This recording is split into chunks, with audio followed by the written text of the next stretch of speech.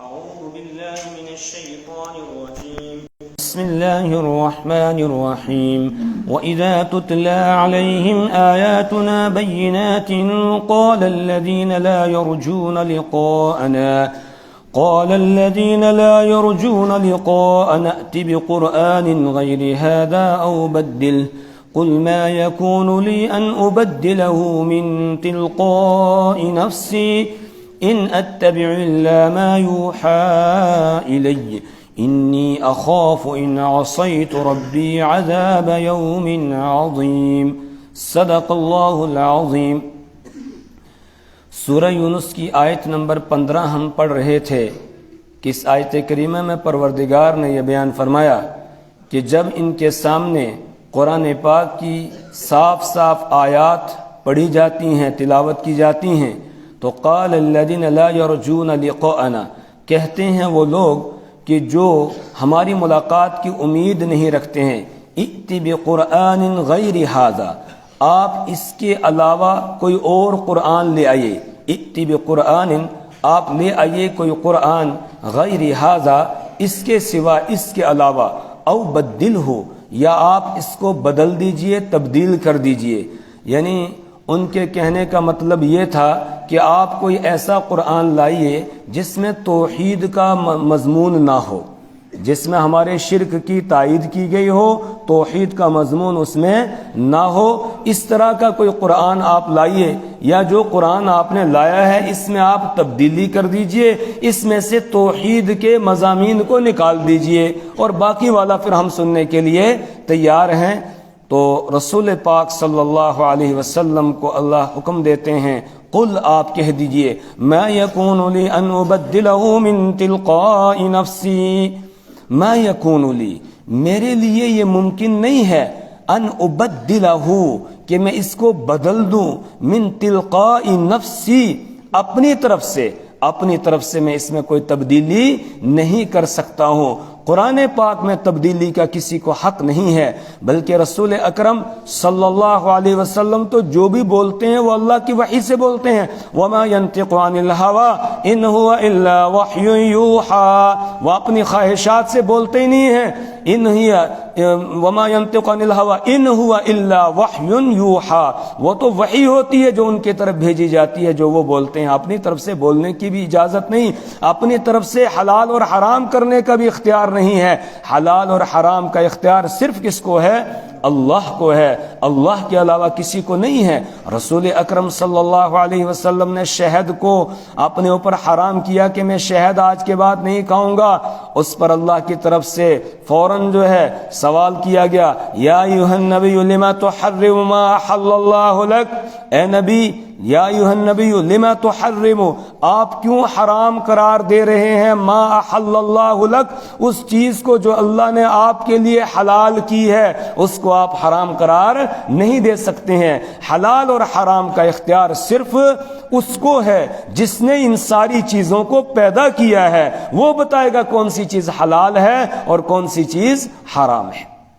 یہ کسی کو اختیار نہیں ہے۔ تو قرآن میں تبدیلی ہو جائے، کہا نہ، قرآن کے اندر تبدیلی میں بھی نہیں کر سکتا ہوں، نہ رسول پاک صلی اللہ علیہ وسلم کر سکتے ہیں، نہ آپ کے علاوہ کوئی اور کر سکتا ہے، اور آج تک کوئی تبدیلی کر بھی نہیں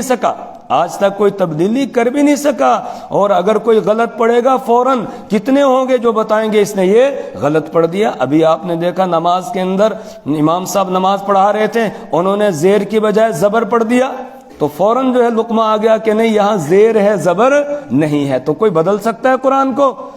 کو کوئی تبدیل نہیں کر سکتا ہے۔ کوئی اگر ذرا برابر بھی کہیں غلط پڑے گا تو کتنے لاکھوں بلکہ کروڑوں جو ہے ایسے ہوں گے جو فوراً اپنے اس حافظے سے اور سینے کے اندر جو ان کے قرآن ہے اس سے وہ بتائیں گے یہ غلط ہے۔ بلکہ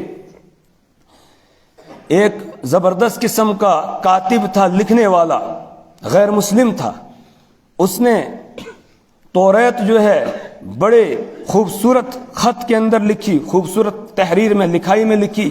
اور وہ یہودیوں کو دے دی۔ یہودیوں نے اس کو بڑے جو ہے وہ خوشی کے ساتھ قبول کیا۔ عیسائیوں کی کتاب لکھی انجیل، وہ بھی ان کو دی، اور اس میں تبدیلی کر دی، اس نے اپنی طرف سے کچھ باتیں اس میں ایڈ کر دی، کچھ نکال دی اور ان کو دی، انہوں نے اس کو فوراً قبول کیا۔ اور پھر اس نے ایسا کیا کہ قرآن پاک لکھا اور اس میں کچھ آگے پیچھے تبدیلی کی، کچھ آگے کی آیتیں پیچھے کی آگے لگائیں اور اسی طرح اپنی طرف سے کچھ جملے بیچ میں لکھ دیے۔ اس کے بعد اس نے اس کو مسلمانوں کے سامنے پیش کیا، کسی نے بھی اس کو نہیں لیا، بلکہ سب نے کہا یہ غلط ہے اور تو نے یہ اس کے اندر فراڈ کیا ہوا ہے، اپنی طرف سے تو نے اس میں تبدیلی کی ہے، اس کو ہم قبول نہیں کریں گے۔ یہی اس کے ایمان لانے کی بنیاد بن جاتی ہے اور وہ مسلمان ہو جاتا ہے۔ اسی بنیاد پر وہ مسلمان ہو جاتا ہے کہ یہ وہ کتاب ہے جس کی اللہ نے حفاظت کی، جو بحفاظت آسمان سے اتری ہے اور پھر بحفاظت رسول پاک صلی اللہ علیہ وسلم نے امت تک اس کو پہنچایا۔ ایک لفظ اپنی طرف سے اس میں آپ نے ملایا نہیں ہے، ہو بہو جو اللہ نے اتارا وہی آپ نے امت تک پہنچا دیا، اور اس کے بعد صحابہ نے تابعین تک، تابعین نے تبع تابعین تک، اسی طرح یہ سلسلہ چلا آ رہا ہے، اور آج تک قرآن میں ایک نقطے کا کوئی فرق نہیں کر سکا، کوئی تبدیلی نہیں کر سکا اور نہ کر سکتا ہے، کیونکہ اس کتاب کی حفاظت کی ذمہ داری خود پروردگار نے لی ہے۔ انا نحن نزلنا الذکر وانا له لحافظون، کہ ہم ہی اس ذکر کو یعنی قرآن کو اتارنے والے، ہم نے ہی اس کو اتارا ہے اور ہم ہی اس کی حفاظت کرنے والے ہیں۔ اور اللہ نے اس کی حفاظت کتاب کی شکل کے بجائے سینوں کے ذریعے سے زیادہ کی ہے، کہ سینوں کے ذریعے سے، سینے میں اترا تھا یہ رسول پاک صلی اللہ علیہ وسلم کے، اور پھر سینے سے سینے میں منتقل ہوتا ہوا یہ چلا آ رہا ہے۔ اور آج بھی کروڑوں حفاظ دنیا بھر کے اندر ہوں گے، اور ایسے بھی حافظ ہیں جو ایک ہی بیٹھک میں پورا قرآن سنا جاتے ہیں، ایک جگہ بیٹھ کر، اور ایک جگہ بھی اٹکتے نہیں ہیں۔ یہ قرآن کا معجزہ ہے جو اللہ نے رسول پاک صلی اللہ علیہ وسلم کو عطا کیا۔ تو کہا ما یکون لی، میرے لیے جائز نہیں ہے، ان ابدلہ، کہ میں اس میں تبدیلی کر دوں، من تلقاء نفسی، اپنی طرف سے، ان اتبع الا ما یوحی الی، ان اتبع، میں نہیں پیروی کرتا ہوں، الا، مگر، ما، اس چیز کی، یوحی الی، جو میری طرف بھیجی جاتی ہے، میری طرف وحی کی جاتی ہے، میں وہی بات تم سے بیان کرتا ہوں، اپنی طرف سے اس میں کوئی چیز ملاتا نہیں ہوں۔ انی اخاف ان عصیت ربی عذاب یوم عظیم، انی اخاف، میں ڈرتا ہوں اس بات سے، ان عصیت ربی، اگر میں اپنے رب کی نافرمانی کروں، یعنی میں اپنی طرف سے اس میں کوئی چیز ایڈ کر لوں تمہارے کہنے پر، یا کوئی چیز اس میں سے نکال دوں تمہارے کہنے پر، تو میں ڈرتا ہوں عذاب یوم عظیم، بڑے دن کے عذاب سے، پھر اللہ مجھ پر بھی عذاب بھیج دے گا، مجھے بھی اللہ عذاب میں گرفتار کر لے گا، اس لیے میں اپنی طرف سے اس میں کوئی بات نہیں ملا سکتا ہوں۔ یہ تو اللہ کی طرف سے نازل شدہ کلام ہے، انہ لتنزیل رب العالمین، یہ تو رب العالمین کا نازل کیا ہوا ہے، نزل بہ الروح الامین، اس کو تو روح الامین جبرائیل امین لے کر آتے ہیں، اس میں تبدیلی، لا مبدل لکلماتی، اللہ کے کلمات کو کوئی بدل ہی نہیں سکتا ہے، کوئی بدلنے والا آیا ہی نہیں، کوئی اس میں تبدیلی نہیں کر سکتا ہے۔ قل لو شاء اللہ ما تلوته علیکم ولا ادراکم بہ، تم یہ کیوں کہہ رہے ہو کہ کوئی دوسرا قرآن لے آؤ یا یہ کہ اس میں تبدیلی کر دو؟ قل، آپ کہہ دیجئے، لو شاء اللہ، اگر اللہ چاہتا، ما تلوته علیکم، تو میں نہ تلاوت کرتا اس کی تم پر، یعنی میں تمہیں قرآن پڑھ کے نہ سناتا، اگر اللہ تعالیٰ چاہتا تو میں نہ سناتا، مطلب یا تو وہ مجھے نبوت ہی نہ دیتا، یا یعنی نبی ہی نہ بناتا، یا یہ کہ مجھ پر قرآن کو اتارتا ہی نہیں، کوئی صورت بھی نہ اترتی قرآن کی، اور میں تمہیں تلاوت کر کے بھی نہ سناتا، لیکن اس نے مجھے نبی بنایا، پیغمبر بنایا، منتخب کیا، اور پھر اس نے یہ اپنی آخری کتاب مجھے دی ہے، لہٰذا اب یہ کتاب تو میں تمہیں سناؤں گا، کیونکہ اس کا حکم اتل ما اوحی الیک من الکتاب، کہ آپ تلاوت کیجئے اس کتاب کی جو آپ کی طرف وحی کی جا رہی ہے، یا ایھا الرسول بلغ ما انزل الیک من ربک، اے رسول آپ کی طرف جو اتارا جا رہا اس کو آپ امت تک پہنچا دیجئے، اب میں اس سے باز نہیں آ سکتا ہوں، یہ میرا کام ہے، یہ میں کرتا رہوں گا۔ قل، آپ کہہ دیجئے، لو شاء اللہ، اگر اللہ چاہتا، ما تلوتہ، تو میں نہ تلاوت کرتا اس کی علیکم تم پر، ولا ادراکم بہ، بھی ادرا یدری، ادرا ان کے مناتے ہیں بتانا، کسی کو کسی بات کی خبر دینا، ولا ادراکم بھی، اور نہ اللہ تعالیٰ تم کو اس کی خبر دیتا، نہ اللہ تم کو اس کے بارے میں بتاتا۔ اگر اللہ چاہتا تو وہ قرآن ہی نازل نہ کرتا، تمہاری ہدایت کا انتظام ہی نہ کرتا، وہ کر سکتا تھا ایسا، تب بھی اس کو کوئی پوچھنے والا نہیں ہے، لیکن اس نے چاہا کہ تمہیں ہدایت، تمہاری ہدایت کا انتظام کیا جائے، تمہیں جہنم سے بچایا جائے اور جنت کا راستہ تمہیں دکھایا جائے، اس لیے اس نے مجھے پیغمبر بنایا اور مجھ پر یہ کتاب نازل کی ہے۔ اور تم جو مجھ پر یہ الزام دے رہے ہو کہ آپ نے اپنی طرف سے اس کو بنا لیا، تبھی تو کہہ رہے ہو کہ دوسرا لے آئیے یا اس میں تبدیلی کر دیجئے، تو اس کا مطلب یہ ہے کہ تم الزام دے رہے ہو کہ میں خود اپنی طرف سے اس کو بناتا ہوں۔ تو ذرا ہوش سے کام لو، اپنی عقل سے کام لو کہ 40 سال میں نے اپنی زندگی کے تمہارے درمیان گزارے ہیں، کیا ان 40 سالوں میں کبھی تم نے ایک چھوٹی سی بات بھی جھوٹ کی میری زبان سے سنی ہے؟ کبھی میں نے جھوٹ بولا ہو؟ کوئی نہیں ثابت کر سکتا ہے، بلکہ جس وقت آپ نے سب سے پہلا پیغام اللہ کا ان تک پہنچایا ہے، کوہ صفا پر آپ کھڑے ہو گئے اور آپ نے ان کو بلایا سب کو، اور بلانے کے بعد یہ کہا کہ لوگوں بتاؤ میں نے تمہارے درمیان زندگی کی کئی بہاریں گزاری ہیں، تو کیف وجدتمونی، تم نے مجھے کیسا پایا ہے؟ تو سب نے جواب دیا تھا جربناک مرارا، ہم نے آپ کو بارہا آزمایا ہے، فما وجدنا منک الا صدقا، لیکن سچائی کے علاوہ ہم نے کچھ بھی نہیں پایا۔ جب آزمایا آپ نے سچ ہی بولا ہے، اسی لیے سارے لوگ آپ کو الصادق الامین کہتے تھے، حالانکہ نہ تربیت کرنے والا آپ کا باپ ہے، نہ تربیت کرنے والی ماں ہے، نہ تربیت کرنے والے دادا دادی ہیں، بلکہ باپ کا سایہ دنیا میں آنے سے پہلے ہی اٹھا لیا جاتا ہے۔ 6 برس کی عمر ہوتی ہے، والدہ کا سایہ بھی اٹھا لیا جاتا ہے، اور جب 8 برس کی عمر ہو جاتی ہے تو دادا کا سایہ بھی اٹھا لیا جاتا ہے، کوئی تربیت کرنے والا نہیں۔ اور ایسا بچہ جس کی کوئی تربیت کرنے والا نہ، وہ تو آوارہ گھومتا ہے، وہ تو معلوم نہیں کتنی برائیوں کے اندر مبتلا ہو جاتا ہے۔ لیکن یہاں کسی کو انگلی اٹھانے کی اجازت نہیں ہے، کوئی انگلی اٹھا ہی نہیں سکتا ہے، آپ کا پورا کریکٹر ان کے سامنے ہے۔ اس لیے آپ نے فرمایا 40 سال میں نے اپنی زندگی کے گزارے ہیں، تم نے کیسا پایا؟ سب نے بیک زباں کہا جربناک مرارا، ہم نے بارہا آپ کو آزمایا ہے، فما وجدنا منک الا صدقا، سچائی کے علاوہ ہم نے کچھ بھی نہیں دیکھا، آپ سچے ہیں، سچ بولتے ہیں۔ تو ذرا بتاؤ، جب 40 سال میں نے گزار دیے تمہارے درمیان، کبھی میں نے کسی انسان کے بارے میں جھوٹ نہیں بولا ہے، تو کیا میں اللہ کے بارے میں جھوٹ بول سکتا ہوں کہ اپنی طرف سے کوئی کتاب بنا لوں اور یہ کہوں یہ اللہ کی طرف سے اتاری گئی ہے؟ نہیں، ایسا نہیں ہو سکتا ہے۔ فقد لبثت فیکم عمرا من قبلہ، فقد لبثت، تو تحقیق کہ میں ٹھہرا رہا، لبثا یلبسو کے معنی آتے ہیں ٹھہرنا، فقد لبثت، میں ٹھہرا رہا، فیکم، تمہارے درمیان، عمرن، عمر کے ایک حصے تک، من قبل ہی، اس سے پہلے، یعنی نبوت کے دعوے سے پہلے، قرآن کو یہ تلاوت کرنے سے پہلے، قرآن کے آنے سے پہلے میں تمہارے درمیان ٹھہرا رہا، عمر کے ایک لمبے عرصے تک، ایک لمبی عمر تک میں تمہارے درمیان ٹھہرا رہا۔ اب بتاؤ اس دوران کیا تم نے کبھی مجھ سے جھوٹ سنا؟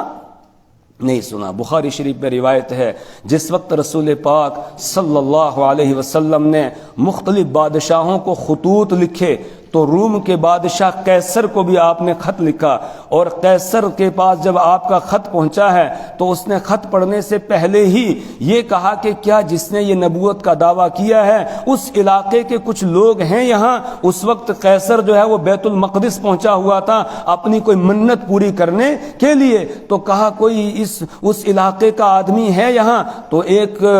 پتہ چلا ایک قافلہ یہاں تجارتی قافلہ آیا ہوا ہے، اس تجارتی قافلے میں ابو سفیان بھی تھا جو ابھی اس وقت ایمان نہیں لایا تھا، مسلمان نہیں بنا تھا، تو وہ بھی تھا۔ تو پورے قافلے کو حضرت ابو سفیان رضی اللہ تعالیٰ عنہ خود بیان کرتے ہیں، بعد میں جب مسلمان ہو گئے خود بیان کرتے ہیں، کہتے ہیں کہ ہمیں بلایا گیا اور قیصر کے دربار میں حاضر کیا گیا۔ اس کے بعد قیصر نے ہرقل جو ہے، ہرقل قیصر تو اس کا لقب تھا، ہرقل نام ہے، تو ہرقل کے دربار میں مجھے حاضر کیا گیا اور مجھے میرے سب ساتھیوں کو پیچھے بٹھایا گیا اور مجھے آگے بٹھایا گیا۔ اس نے پوچھا کوئی ان کے نسب سے تعلق رکھنے والا ہے؟ تو بتایا گیا میں ہوں، میرے وہ چچا زاد ہیں۔ تو پھر کہا مجھے آگے بٹھایا اور باقی لوگوں کو پیچھے بٹھایا۔ اس کے بعد اس نے کہا میں آپ سے کچھ سوالات کروں گا، اور پیچھے والوں سے کہا اگر یہ جھوٹ بولے گا تو تم فوراً اس کی تکذیب کرنا۔ کہتے ہیں کہ میں چاہتا تھا میں جھوٹ بولوں، لیکن میں نے جھوٹ نہیں بولا۔ کیوں؟ اس لیے کہ میں سمجھتا تھا اگر میں نے جھوٹ بولا تو یہ پیچھے والے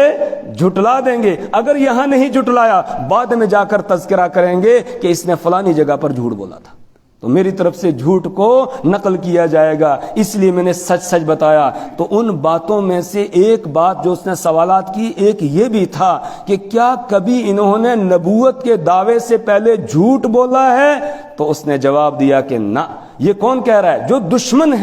جو دشمن ہے وہ کہہ رہا ہے کبھی جھوٹ نہیں بولا ہے۔ اور پھر ہرقل نے اسی پر کہا تھا کہ پیغمبروں کی زندگی ایسی ہی ہوتی ہے کہ جب وہ انسانوں پر جھوٹ نہیں بولتے ہیں تو وہ اللہ پر بھی جھوٹ نہیں بولیں گے۔ تو یہاں بتایا گیا فقد لبثت فیکم عمرا من قبلہ، میں تمہارے درمیان زندگی کے ایک لمبے عرصے تک ٹھہرا رہا اس سے پہلے، لیکن کبھی تم نے جھوٹ نہیں سنا، تو آج میں کیسے اللہ پر جھوٹ بولوں گا؟ میں اللہ پر جھوٹ نہیں بول سکتا ہوں۔ افلا تعقلون، تو کیا تم کچھ عقل نہیں رکھتے، کچھ سمجھ نہیں رکھتے؟ کچھ عقل سے کام لے لو، سمجھ سے کام لے لو کہ جو انسان 40 سال تک کبھی جھوٹ نہیں بولتا ہے وہ اچانک کیسے جھوٹ بولنے لگے گا اور کہے گا میرے پاس اقرا کا پیغام آ گیا، مجھے پیغمبر بنا دیا گیا اور میرے پاس اللہ کی طرف سے وحی آ رہی ہے؟ نہیں، ایسا نہیں ہو سکتا ہے۔ اور اگر کوئی ایسا کرے گا وہ تو ظالم ہوگا، اور ظالم کبھی کامیاب نہیں ہو سکتا ہے۔ اور تم یہاں دیکھ رہے ہو کہ جس دن میں اٹھا تھا تو میرا ساتھ دینے والا کوئی نہیں تھا، ایک تھا حضرت ابوبکر صدیق رضی اللہ تعالیٰ عنہ، مردوں میں سے، عورتوں میں سے حضرت خدیجۃ الکبریٰ رضی اللہ تعالیٰ عنہ، بچوں میں سے حضرت علی رضی اللہ تعالیٰ عنہ، غلاموں میں سے حضرت زید بن حارثہ رضی اللہ تعالیٰ عنہ۔ بس یہ 4 میرے ساتھ لگے تھے، اور اب میں آگے بڑھتا جا رہا ہوں، میری جمعیت بڑھتی جا رہی ہے، میں کامیاب ہو رہا ہوں۔ اور جو ظالم ہوتا ہے وہ کبھی کامیاب نہیں ہوتا، کچھ دن اگر وہ جو ہے اس کی ہوں ہاں ہوگی بھی، لیکن پھر وہ ختم ہو جائے گا۔ لیکن یہاں تو تم دیکھ رہے ہو کہ میں بڑھتا چلا جا رہا ہوں، تمہاری طرف سے مظالم ہیں، پریشانیاں ہیں، مصیبتوں کے پہاڑ توڑے جا رہے ہیں، لیکن اس کے باوجود میرے ساتھ لوگ جڑتے چلے جا رہے ہیں۔ اس کا مطلب یہ ہے کہ میں جو بتا رہا ہوں یہ جھوٹ نہیں ہے، بالکل کیا ہے؟ سچ ہے۔ فمن اظلم، تو اس شخص سے بڑا ظالم کون ہو سکتا ہے؟ ممن افترا علی اللہ کذبا، جو اللہ پر جھوٹ کو باندھ لے، جو اللہ پر جھوٹ گھڑ لے۔ افترا یفتری، افتراء کے مناتے ہیں کسی چیز کو گھڑ لینا، اپنی طرف سے کوئی چیز بنا لینا۔ تو فمن اظلم، کون ہے اس سے بڑا ظالم؟ من افترا، کہ جو گھڑ لے علی اللہ، اللہ پر، کذبا، جھوٹ کو، او کذب بآیاتہ، یا اس کی آیتوں کو جھٹلائے۔ کہا اگر کوئی گھڑنے والا افترا وہ بھی ظالم، اور اگر کوئی سچی بات کو جھٹلائے وہ بھی کیا ہے؟ ظالم ہے۔ تو اس سے بڑا ظالم کوئی نہیں جو اللہ پر کوئی بات گھڑ لے، مطلب اللہ نے کوئی بات بتائی نہیں اور وہ یہ کہے کہ اللہ نے ایسا کہا ہے۔ رسول اللہ صلی اللہ علیہ وسلم نے کوئی بات کہی نہیں اور وہ کہے کہ ایسا کہہ دیا ہے، تو یہ جھوٹ گڑھ رہا ہے اللہ پر اور اللہ کے رسول پر، کہ اس سے بڑا ظالم کوئی نہیں ہو سکتا ہے۔ اور ساتھ ہی بتایا او کذب بآیاتی، اور اس سے بڑا ظالم بھی کوئی نہیں ہے جو اللہ کی آیتوں کو جھٹلائے۔ تو اب میں تو جھوٹ گھڑنے والا نہیں ہوں، لیکن تم اللہ کی آیتوں کی تکذیب کر رہے ہو، لہذا تم سے بڑا ظالم کوئی نہیں ہے۔ انہ لا یفلح المجرمون، انہ بے شک لا یفلح المجرمون، مجرم فلاح نہیں پاتے ہیں۔ جو اللہ پر جھوٹ گڑنے والا ہے وہ گویا مجرم ہے، اور مجرم کبھی فلاح فلاح نہیں پاتا ہے، کبھی وہ کامیاب نہیں ہوتا ہے، اور تم دیکھ رہے ہو میں کامیاب ہو رہا ہوں، اس کا مطلب میں نے جھوٹ نہیں گھڑا ہے، بلکہ میں جو بتا رہا ہوں بالکل سچ بتا رہا ہوں۔ اور تم جو اللہ کی آیتوں کو جھٹلا رہے ہو، تم ظالم ہو، مجرم ہو، اور مجرم کامیاب نہیں ہوتا ہے، لہذا تم بھی کبھی کامیاب نہیں ہوں گے۔ اور پھر ہوئے وہ کامیاب نہیں ہوئے، وہ جو جھٹلانے والے تھے سب کیا ہوئے؟ ناکام ہوئے، ان کو کامیابی نہیں ملی۔ جنہوں نے مکہ سے نکلنے پر مجبور کیا تھا، آپ کو آپ کے ساتھیوں کو نکال دیا، نکلنے پر مجبور کیا، وہی مکہ 8 سال کے بعد فتح ہو جاتا ہے، اور پھر 9ویں سال میں یہ اعلان ہو جاتا ہے انما المشرکون نجس فلا يقربوا المسجد الحرام بعد عامهم هذا، مشرکین ناپاک ہیں، اب یہ اس سال کے بعد مسجد الحرام کے قریب نہیں آئیں گے۔ تو کون کامیاب ہوا؟ اللہ کے رسول صلی اللہ علیہ وسلم، هو الذی ارسل رسول بالهدى ودین الحق لیظہرہ علی الدین کلہ، اللہ نے رسول پاک صلی اللہ علیہ وسلم کو حق لے کر بھیجا ہے، اور اللہ چاہتا ہے غالب کرنا، اور اللہ نے غالب کر کے دکھایا۔ ترجمہ دیکھ لیجئے،